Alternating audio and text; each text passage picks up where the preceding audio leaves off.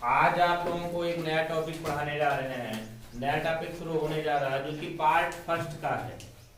Part first के अंतर्गत आज पढ़ना है आप लोगों को डी ब्लॉक के तत्व, D block elements, D block के तत्व। डी ब्लॉक के तत्व पढ़ना है। कौन सा पढ़ना है आपका? डी ब्लॉक का तत्व पढ़ना है, क्योंकि इसके पहले हमने आप लोगों को फर्स्ट भाग के अंतर्गत जितने भी टॉपिक्स पढ़ाए हैं वो लगभग सभी बोर्ड एग्जाम में, बोर्ड सिलेबस में है। और ये आपका तीसरा या चौथा यूनिट है जो कि बोर्ड के सिलेबस में है, डी ब्लॉक के एलिमेंट, जिसमें पी ब्लॉक नहीं पढ़ना है। पी ब्लॉक नहीं पढ़ना है, डायरेक्ट आप लोगों को कौन सा ब्लॉक पढ़ना है? डी ब्लॉक के तत्व पढ़ने हैं। तो डी ब्लॉक एलिमेंट्स जानने से पहले आप लोगों को जानना पड़ेगा कि डी ब्लॉक एलिमेंट्स है कहाँ मतलब कि पीरियोडिक टेबल में कहाँ है। पीरियोडिक टेबल इनकी स्थिति जानना है। इनकी स्थिति जानने के बाद देखेंगे कि इनका इलेक्ट्रॉनिक कॉन्फ़िगरेशन कितना होता है, क्या होता है। इसके बाद इलेक्ट्रॉनिक कॉन्फ़िगरेशन के बाद जानना है कि संक्रमण तत्व, ट्रांजिशन एलिमेंट्स किसे कहते हैं। तो सबसे पहले आइए देखते हैं कि डी ब्लॉक एलिमेंट्स की स्थिति कहाँ है। जैसा कि आप लोग पहले से पढ़ चुके हैं पीरियोडिक टेबल के बारे में। पीरियोडिक टेबल में आप लोगों ने देखा होगा एस ब्लॉक सबसे बाईं ओर, पी ब्लॉक सबसे दाहिनी ओर और डी ब्लॉक बीच में 10 खड़े कॉलमों में रखा गया है। डी ब्लॉक के तत्वों को बीच में 10 खड़े कॉलमों में रखा गया है। एक बार यहाँ पर हम थोड़ा सा पीरियोडिक टेबल के बारे में चर्चा कर लेते हैं, उसके बाद आप लोगों को बताते हैं किस तरीके से क्या है। देखिए 2 3 4 5 6 7 8 9 और 10, 1 2 3 4 5 6 7 8 9 10 और ये रहा आपका 1 2 3 4 5 6, 1 2 3 4 5 6। ये मैं पूरा पीरियोडिक टेबल एक बार बनाने का प्रयास कर रहा हूँ। पूरे पीरियोडिक टेबल बना करके मैं एक बार आप लोगों को समझाने का प्रयास करूंगा।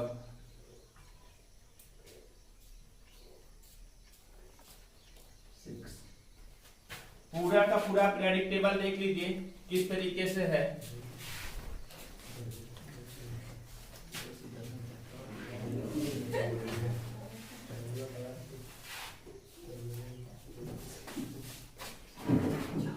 शांत रहिएगा।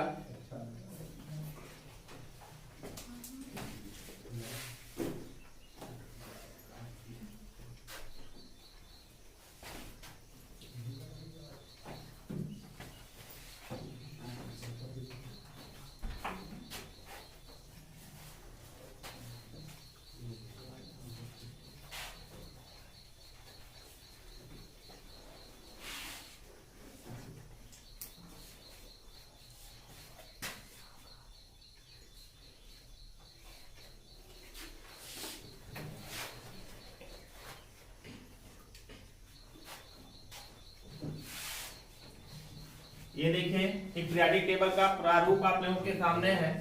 इस पीरियोडिक टेबल के प्रारूप में देखेंगे यहाँ पर होता है कौन सा आपका एफ ब्लॉक,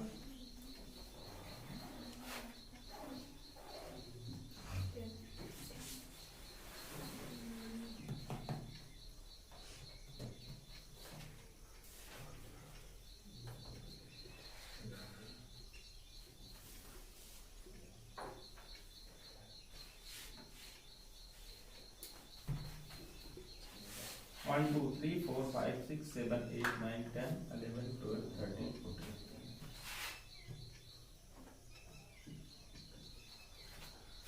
देखिए ये पीरियोडिक टेबल का एक प्रारूप बन गया आप लोगों के सामने। पीरियोडिक टेबल में देखेंगे ये होता है आपका कौन सा? First A. ये होता है आपका कौन सा?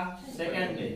फिर यहाँ से होता है आपका third B, fourth B, fifth B, sixth B, फिर सेवेंथ भी, फिर 8 9 10। ये होता किसके अंतर्गत?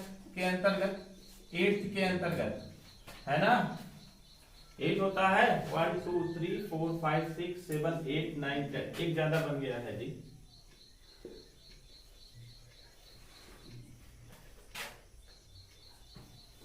तो देखिए क्या 8 9 10, फिर फर्स्ट भी और सेकंड भी, फिर होता है यहां से कौन सा आपका?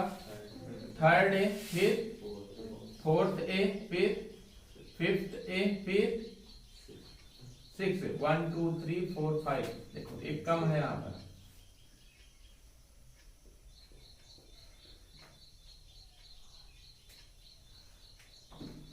1 2 3 4 5 6 6 ए और फिर 7 थे और 0 ये होते हैं।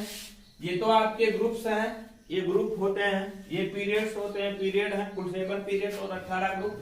इनको हम नंबर में भी दिखाते हैं 1 2 3 4 5 6 7 8 9 10 फिर 11 फिर 12 फिर 13 14 15 16 17 और 18 ये होते हैं। अगर इनमें हम एलिमेंट्स को रखें, अगर हम इनमें एलिमेंट्स को रखें तो यहाँ पर क्या है आपका हाइड्रोजन, फिर यहाँ पर क्या है आपका हीलियम, फिर देखिए अगर मैं यहाँ पर रखता हूँ तो लिथियम हो जाएगा, बेरिलियम हो जाएगा, फिर boron, carbon, nitrogen, oxygen, fluorine, फिर नियान।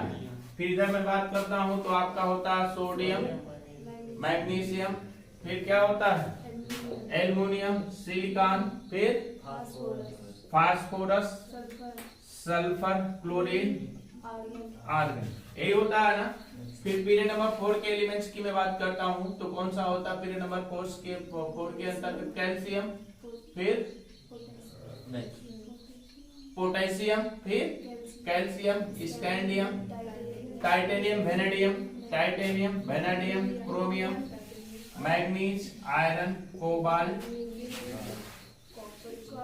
निकेल, कॉपर, जिंक, है ना।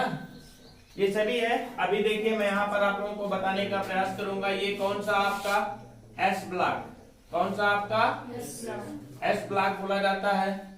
इसको कौन सा बोला जाता है, यहाँ से यहाँ तक का कौन सा है, ये पी ब्लॉक बोला जाता है। और ये कौन सा यहाँ से यहाँ तक आपका डी ब्लॉक एलिमेंट्स है, डी ब्लॉक एलिमेंट्स हैं। और ये आपका कौन सा होता है यहाँ से यहाँ तक एफ ब्लॉक एलिमेंट्स हैं। कौन से हैं आपके एफ ब्लॉक एलिमेंट्स हैं। देखिए एस ब्लॉक के अंतर्गत 2 खड़े कॉलम जिन्हें 2 वर्ग कहा जाए, फर्स्ट है सेकंड है। पी ब्लॉक के अंतर्गत 6 खड़े कॉलम कहां से थर्ड से लेकर के 0 तक, जिन्हें 13 से लेकर के 18 तक के वर्ग है। और डी ब्लॉक के अंतर्गत 10 खड़े कॉलम है। यही पढ़ना है आपको इस टॉपिक के अंतर्गत, डी ब्लॉक के अंतर्गत मैं यही पढ़ाने का प्रयास कर रहा हूं आप लोगों को। डी ब्लॉक के अंतर्गत 10 खड़े कॉलम होते हैं, जबकि एफ ब्लॉक की बात करते हैं तो एफ ब्लॉक में लैंथेनाइड और एक्टेनाइड सीरीज को रखा गया है। किसको रखा गया है, लैंथेनाइड और एक्टेनाइड सीरीज को रखा गया, लैंथेनाइड और एक्टेनाइड श्रेणी को रखा गया है। लैंथेनाइड एक्टेनाइड श्रेणी में कुल कितने 14 कॉलम रखे गए हैं। यहाँ पर देखेंगे आप लोगों को आवर्त नंबर 6 में लैंथेनियम के आगे के 14 तत्व, लैंथेनियम के आगे के 14 तत्व मतलब कहाँ थे 58, मतलब कि सीजियम से लेकर के सीजियम 58 से लेकर के कौन सा ल्यूटीशियम 71 तक के एलिमेंट्स को आवर्त सारणी में नीचे स्थान दिया गया है, जिसे लैंथेनाइड श्रेणी के तत्व कहा जाता है, क्योंकि ये सभी तत्व लैंथेनियम के आगे के हैं। लैंथेनियम के आगे के इसी तरीके से आवर्त 7 की मैं बात करता हूँ तो यहाँ पर रखा गया एक्टिनियम 89 होता है। 89 से आगे के थोरियम TH 90 से लेकर के कहां तक 103 लॉरेंशियम तक के तत्वों को LR लॉरेंशियम तक के तत्वों को आवर्त सारणी में नीचे स्थान दिया गया, जिन्हें एक्टिनाइड श्रेणी के तत्व कहा जाता है, जिन्हें एफ ब्लॉक के अंतर्गत रखे गए हैं। अब मैं बात करता हूं यहाँ पर आपको मेनली मुझे पढ़ाना कौन सा है, डी ब्लॉक। डी ब्लॉक पढ़ना है तो डी ब्लॉक की स्थिति पूछा जाए, आवर्त सारणी में डी ब्लॉक की स्थिति क्या है, तो आप लोग यही कहोगे आवर्त सारणी में डी ब्लॉक की स्थिति एस और पी ब्लॉक के बीच में कितने खड़े कॉलमों में 10 खड़े कॉलमों में रखा गया है। अगर इनका हम रोमन अंकों में नाम देखें तो कहां से कहां तक होता है, थर्ड बी से लेकर के सेकंड बी तक। क्रम थोड़ा सा उल्टा है, third B, fourth B, fifth B, sixth B, seventh B, 8 9 10 8 के अंतर्गत, फिर फर्स्ट बी और सेकंड बी के अंतर्गत रखा गया। और अंकों में देखा जाए तो 13 से लेकर के कहां तक के 3 से लेकर के कहां तक के 12 तक के 10 खड़े कॉलम आपको रखे गए हैं, डी ब्लॉक एलिमेंट्स के नाम से जाना जाता है। अगर इनकी बात पूछें हम, अगर इनका इलेक्ट्रॉनिक विन्यास पूछे, अब यहीं से पढ़ाया जाना है डी ब्लॉक एलिमेंट्स। अगर इनका इलेक्ट्रॉनिक विन्यास पूछे, अच्छा अगर कहें कि डी ब्लॉक तत्व कहेंगे किसे, जिन तत्वों में इलेक्ट्रॉन बाह्य कोश से एक कोश पहले किसमें भरते हैं, डी ऑर्बिटल में भरते हैं। जिन तत्वों में इलेक्ट्रॉन बाह्य कोश से एक कोश पहले कितने भरते हैं? डी ऑर्बिटल में भरते हैं, उन्हें डी ब्लॉक एलिमेंट्स कहा जाता है। ध्यान से समझिएगा, हम बता क्या रहे हैं आप लोगों को, हम बता रहे हैं जिन तत्वों में इलेक्ट्रॉन बाह्य कोश से एक कोश पहले, बाह्य कोश अगर मान लीजिए 4 है तो एक कोश पहले कितना हो जाएगा? 3। बाह्य कोश अगर 5 है तो एक कोश पहले, एक सेल पहले कितना हो जाएगा? 4। बाह्य कोश एक कोश पहले कहां भरते हैं? डी ऑर्बिटल में भरते हैं, उन्हें क्या कहा जाता है? डी ब्लॉक एलिमेंट्स कहा जाता है। आइए हम यह ब्लॉक को हटा करके थोड़ा सा स्पेस बना लेते हैं, फिर आपका हम डी ब्लॉक एलिमेंट्स के इलेक्ट्रॉनिक विन्यास करके समझाने का प्रयास करते हैं। देखिए डी ब्लॉक का शुरू कहां से होता है? अच्छा मैं कहूं कि डी ब्लॉक एलिमेंट्स शुरू कहां से होता है? कहां से? फोर्थ से शुरू होता है, पीरियड नंबर 4 से शुरू होता है।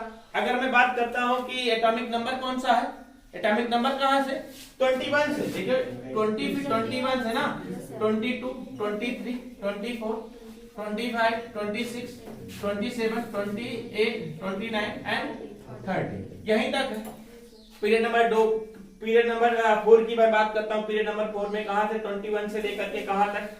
30 तक। अगर मैं इसका इलेक्ट्रॉनिक विन्यास बनाने का प्रयास करता हूं, किसका? स्कैंडियम का इलेक्ट्रॉनिक विन्यास में बनाने का प्रयास करता हूं। देखिए स्कैंडियम का इलेक्ट्रॉनिक विन्यास SSC 21 इलेक्ट्रॉनिक विन्यास करिए, चाहे बाई आप करिए, चाहे सामान्य इलेक्ट्रॉनिक विन्यास करिए। तो जनरल इलेक्ट्रॉनिक विन्यास मैं करता हूं 1s2, फिर 2s2, 2p6, 3s2, 3p6, 3d1 और 4s2, यही होगा इसका, यही होगा। आउटर मोस्ट सेल इसका कितना है?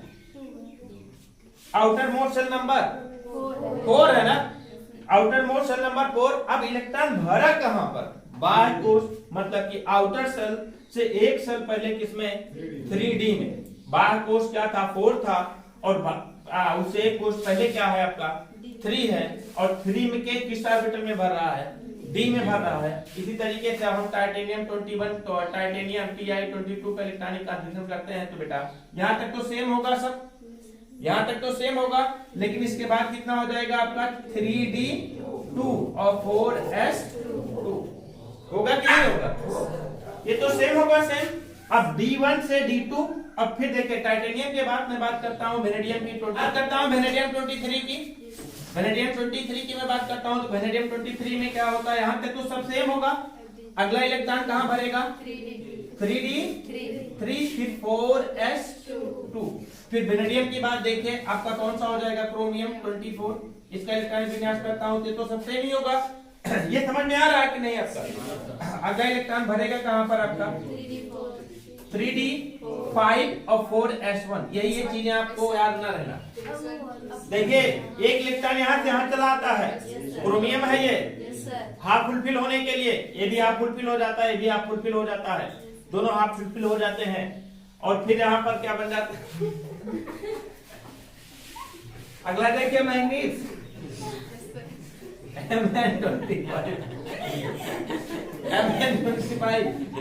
Mn25 की बात करता हूं, तो इसका इलेक्ट्रॉनिक कॉन्फ़िगरेशन किया जाएगा तो क्या हो जाएगा आपका? 3d5 और फिर 4s2। कुल मिलाकर के अगर हम मैंगनीज से आगे चलते हैं तो आयरन, कोबाल्ट, निकल, कॉपर और जिंक यहां पर करेंगे, तो लास्ट में क्या होगा आपका? जिंक की मैं बात करूंगा, तो जिंक की मैं बात करूंगा, Zn की डायरेक्ट 30 की मैं बात करूंगा, तो सब सेम होगा। और भरेगा कहां पर? कितना? 3d10 और 4s2। मतलब से सोचिए हमारी बात, आप लोग समझिए, आउटर मोस्ट सेल कितना था इसका? 4 था, 4 था। आउटर मोस्ट सेल कितना था इसका? 4 था। 4 था का मतलब क्या हो जाएगा? तो आउटर मोस्ट सेल का इलेक्ट्रॉनिक विन्यास क्या हो जाएगा बाह्य कोश का? 4s1 और 2। देखो 4s में अगर मैं 4 पीरियड नंबर 4 के इलेक्ट्रॉनिक विन्यास की मैं बात करूं, पीरियड नंबर 4 के इलेक्ट्रॉनिक विन्यास की मैं बात करूं, तो आउटर मोस्ट सेल का इलेक्ट्रॉनिक विन्यास कितना हो जाएगा? 4s1 और 2। 4s में सब जगह 2-2 है, लेकिन एक जगह s एक आ गया है, एक जगह और एक आता है कॉपर में 29 में 29 में, तो 4s में एक इलेक्ट्रॉन या 2 इलेक्ट्रॉन, लेकिन बाह्य कोश से 4s से पहले वाले कोश में कितना इलेक्ट्रॉन हो जाएगा? कितना हो जाएगा आपका? बोलो 3s2, 3p6 फिर 3d 1 to 10। ये तो संपूर्ण इलेक्ट्रॉनिक कॉन्फ़िगरेशन किसका हो गया, बोलिए किसका हो गया? पीरियड नंबर 4 के डी ब्लॉक तत्व के बाह्य कोश का और बाह्य कोश से एक कोश पहले में। होगा कि नहीं होगा? होगा कि नहीं होगा? अब आप लोग दिमाग लगाइए, यहां पर आप लोग दिमाग लगाइए। अगर अच्छी तरीके से समझ में आ गया है तो आप लोग हमें बता दीजिए कि पीरियड नंबर 4 का, अगर मैं बात करता हूं पीरियड नंबर 5 का, पीरियड नंबर 5 के बाह्य कोश का और बाह्य कोश से एक कोश पहले के इलेक्ट्रॉनिक विन्यास मुझे बता दीजिए। पीरियड नंबर 5 का, पीरियड नंबर 4 के इलेक्ट्रॉनिक विन्यास आपका ये था, बाह्य कोश का और बाह्य कोश से पहले के इलेक्ट्रॉनिक विन्यास ये था, और पीरियड नंबर 5 के डी ब्लॉक तत्वों के बाह्य कोश का बाह्य कोश पहले के इलेक्ट्रॉनिक विन्यास आपने बता दीजिए। बस मैं समझ जाऊंगा, आप समझ में आ गया क्या हो जाएगा। अच्छा पहले बाह्य कोश का बताओ, बाह्य कोश का कितना होगा, कितना हो जाएगा 5s1r2। क्यों? क्योंकि पीरियड नंबर 5 है और पीरियड नंबर 5 में बाह्य कोश का इलेक्ट्रॉनिक विन्यास कितना हो जाएगा 5s1r2, और बाह्य कोश के कोश पहले कितना हो जाएगा आपका, एक घट जाएगा ना, एक घट जाएगा तो कितना हो जाएगा आपका 4s2 4p6 4d1 to 10। इसी तरीके से आपकी मैं बात करता, पीरियड नंबर 4 का था, पीरियड नंबर 5 का था, और पीरियड नंबर 6 की मैं बात करूंगा क्या हो जाएगा आपका, कितना हो जाएगा आपका 6s1r2 आउटर मोस्ट सेल का हो जाएगा, और बाह्य कोश के पहले का हो जाएगा 5s2 5p6 और 5d1 to 10। ये हो जाएगा कि नहीं हो जाएगा? अब देखिए, अब हमने बताया किसका किसका, पीरियड नंबर 3 का बताया, पीरियड नंबर 4 का बताया, 5 का बताया, 6 का बताया। इसी तरीके 7 की मैं बात करूंगा, 7 का भी ऐसे हो जाएगा।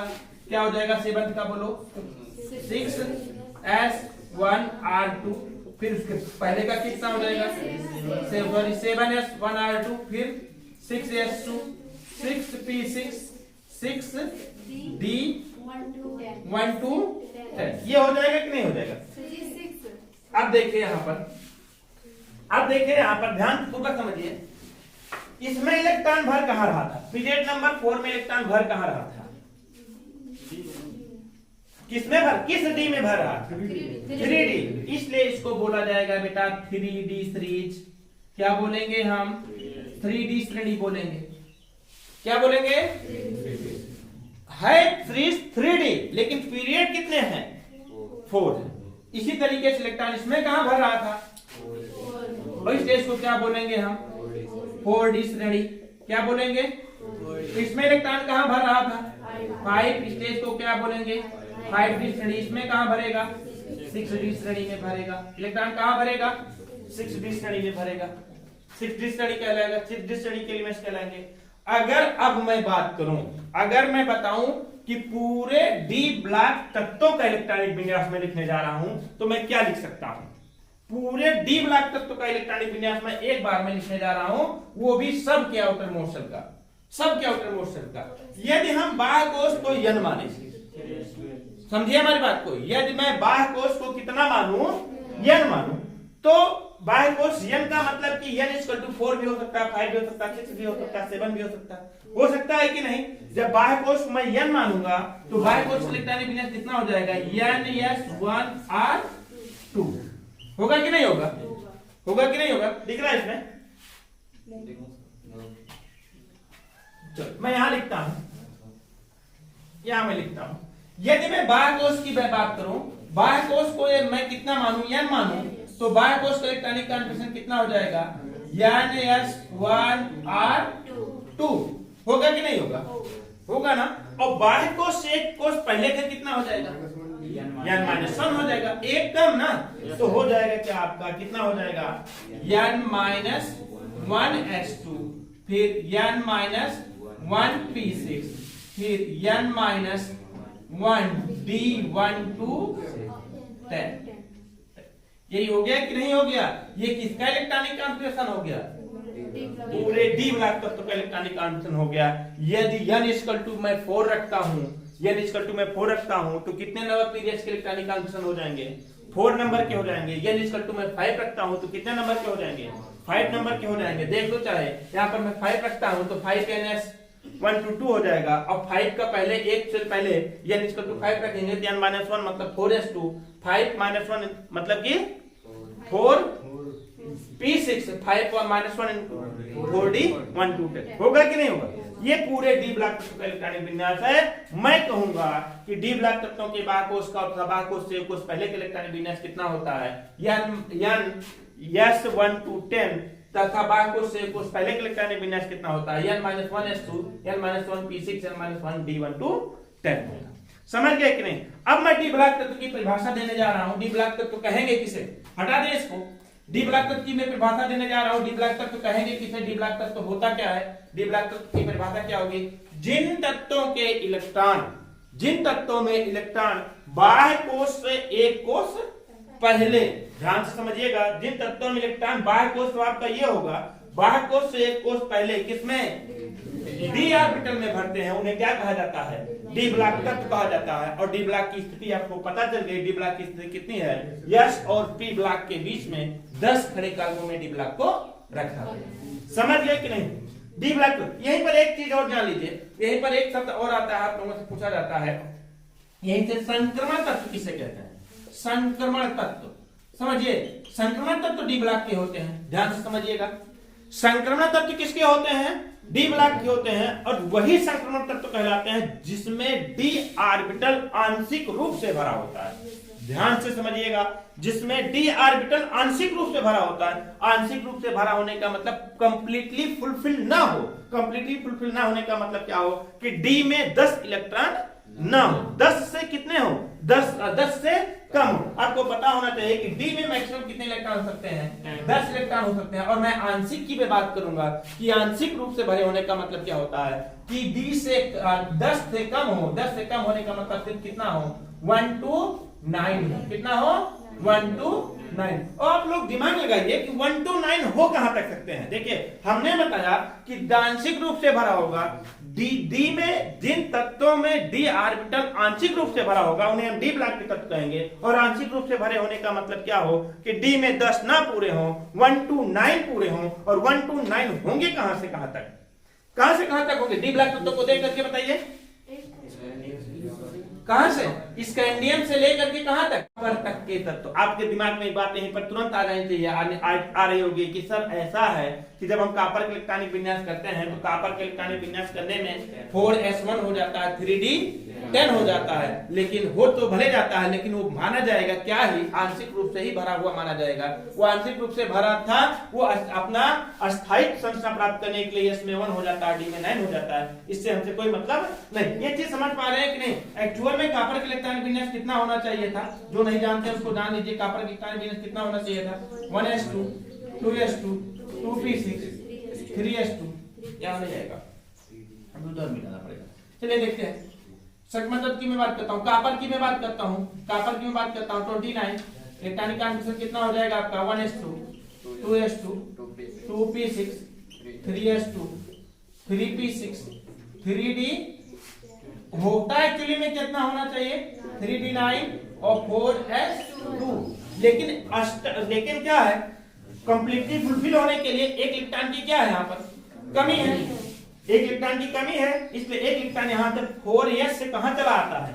3d में चला आता है। इसलिए यहाँ पर हो जाता है क्या? 4s1 और फिर हो जाता है क्या? 3d10 हो जाता है। समझ गए ना? अब आप लोग के दिमाग में आना, एक सर ने बताया कि जिनमें डी ऑर्बिटल आंशिक रूप से भरा होता है, जिनमें डी ऑर्बिटल आंशिक रूप से भरा होता है उन्हें क्या कहते हैं? हम डी ब्लॉक के एलिमेंट्स कहते हैं। तो आंशिक रूप से भरा कहां तक होगा? निकिल तक ही भरा होगा, क्योंकि कॉपर में भी डी ऑर्बिटल क्या हो जाता है? कंप्लीटली फुलफिल हो जाता है। जिंक का तो हो ही जाएगा कि नहीं हो जाएगा?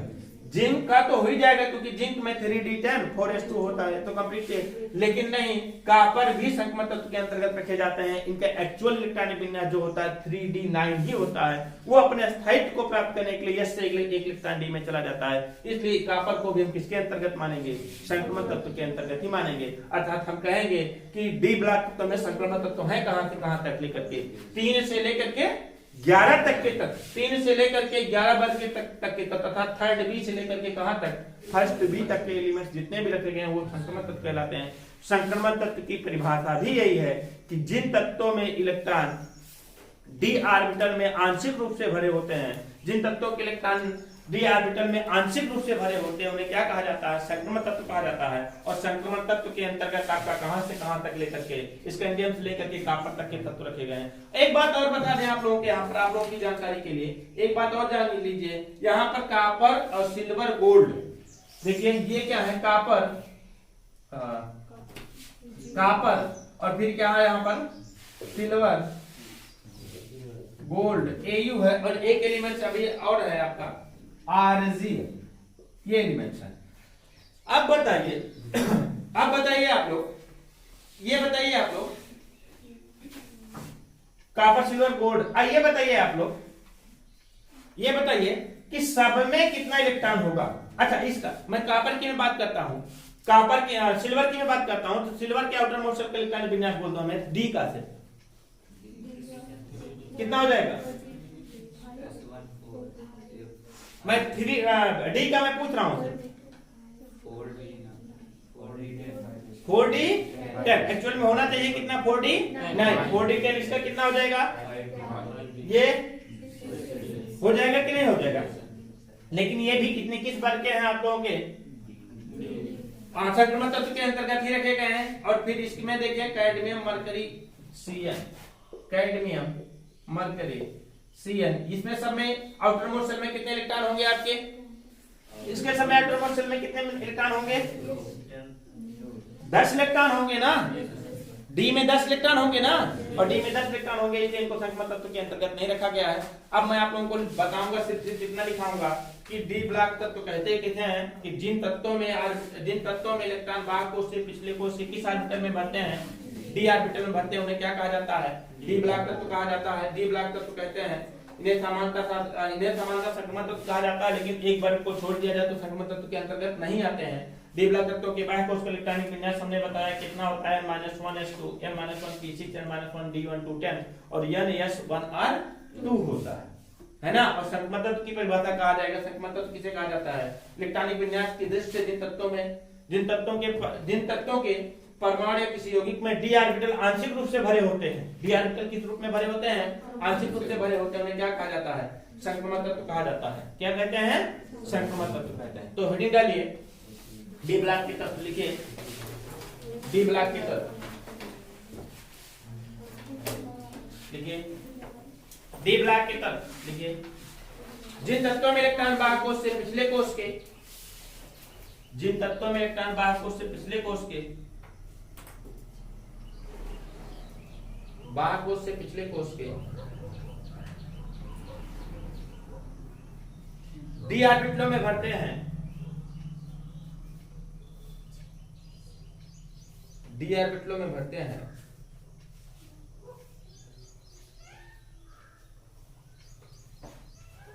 उन्हें डी ब्लॉक तत्व कहते हैं, उन्हें डी ब्लॉक के तत्व कहते हैं।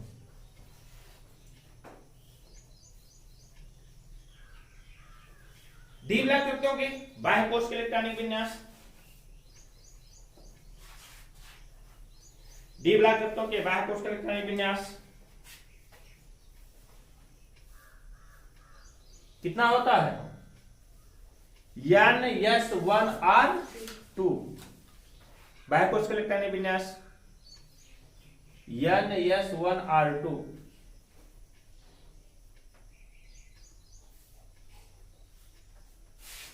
तथा बाह्य कोष से पिछले कोष का इलेक्ट्रॉनिक विन्यास, बाह्य कोष से पिछले कोष का इलेक्ट्रॉनिक विन्यास क्या होता है,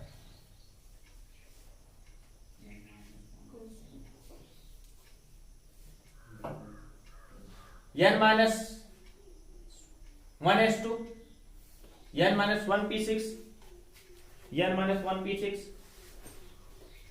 n-1 d1 to 10। देखिए यहां पर थोड़ा सा गलती हो गई, जिन तत्वों में इलेक्ट्रॉन बाह्य कोष से पिछले कोष के डी ऑर्बिटल में भरते हैं, देखिए जिन तत्वों में इलेक्ट्रॉन बाह्य कोश से पिछले कोश के किसमें डी ऑर्बिटल में भरते हैं, वहां थोड़ा चेंज कर लीजिए उसको, डी ऑर्बिटल में भरते हैं, पूरा डी ब्लॉक तत्व कहते हैं। लिखे हो डी ब्लॉक तत्व कहते हैं। लिखे लास्ट में बोलिए क्या लिखा है हमने, बोल लिखा है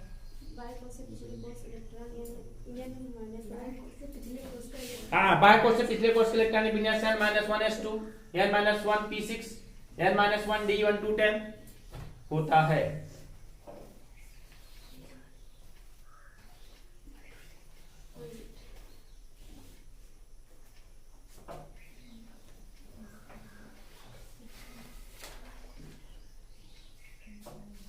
लिखे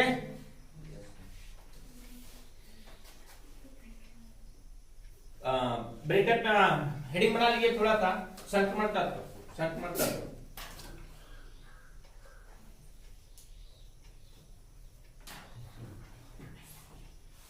लिखिए इलेक्ट्रॉनिक विन्यास की दृष्टि से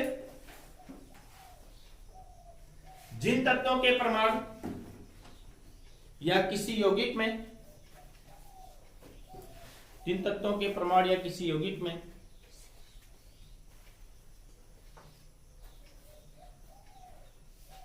तत्व के डी ऑर्बिटल, जिन तत्वों के परमाणु या किसी यौगिक में तत्व के डी ऑर्बिटल आंशिक रूप से भरे होते हैं,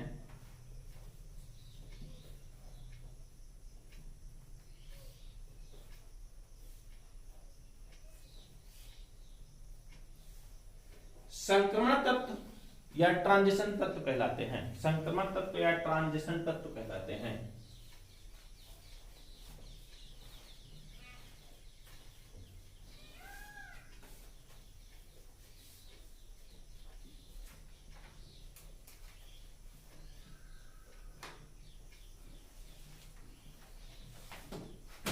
संक्रमण तत्व या ट्रांजिशन तत्व कहलाते हैं। जैसे जैसे किसी का एक इलेक्ट्रॉनिक विन्यास करिए, जैसे हम इलेक्ट्रॉनिक विन्यास कर लेते हैं, मान लीजिए मैंगनीज का Mn का 25 1s2 करिए, 1s2 2s2 2p6 3s2 3p6 3d5 और 4s2 2 2 4 6 4 10 2 12 18 18 2 20 5 25।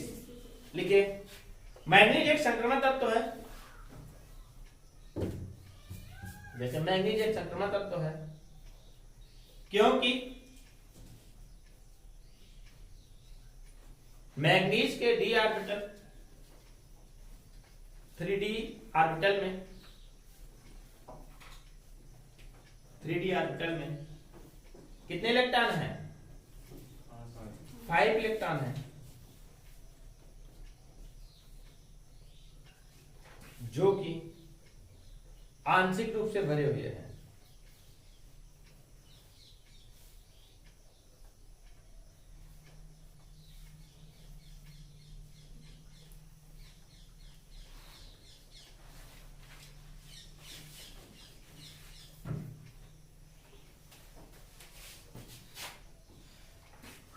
समझ गए ना? अब तक तो बताया गया डी ब्लॉक का तत्व। अब देखिए अब आप लोगों को बताया जाएगा डी ब्लॉक की स्थिति, आवर्त सारणी में डी ब्लॉक की स्थिति। हेडिंग डाल लीजिए आवर्त सारणी में डी ब्लॉक की स्थिति। इसको कल लिखाते हैं, समझा तो दिया ही गया है ना, कल इसको मैं लिखा दूंगा जो जो बता दिया गया 3D 5D 3D। इसके अंतर्गत इस पार्ट 2 के अंतर्गत सिर्फ ये टॉपिक पढ़ना है आप लोगों को अभी। अब शेष वो बताया हुआ डी ब्लॉक और डी और एफ ब्लॉक एक है, और अगला कौन सा है आपका कोऑर्डिनेशन कंपाउंड, उप सहसंयोजी होगी।